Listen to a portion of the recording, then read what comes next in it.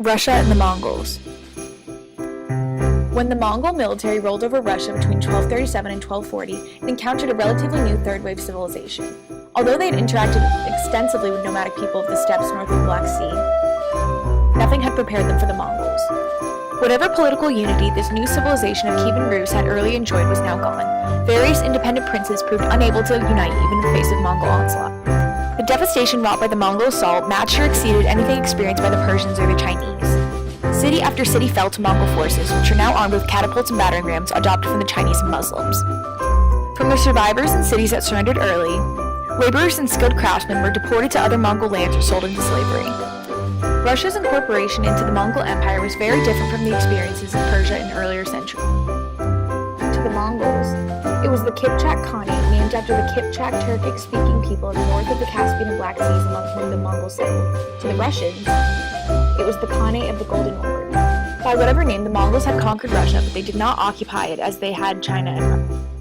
Because there were no garrison cities, permanently stationed administrators, or Mongol settlement, the Russian experience of the Mongol rule was quite different from elsewhere. From the Mongol point of view, Russia had little to offer. Its economy was not nearly as developed as that of more established civilizations. It was not located on major international trade routes. It simply was not worth the expense of occupying.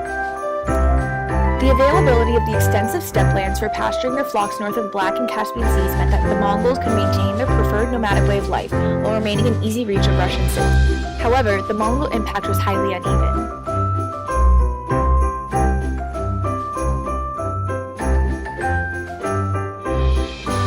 Some cities, such as Kiev, resisted the Mongols and were devastated, while others collaborated and were left undamaged.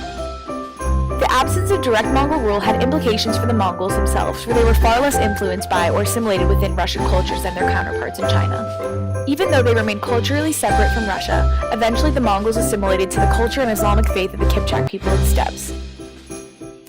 Despite this domination from a distance, the impact of the Mongols on Russia was, if anything, greater than on China and Persia.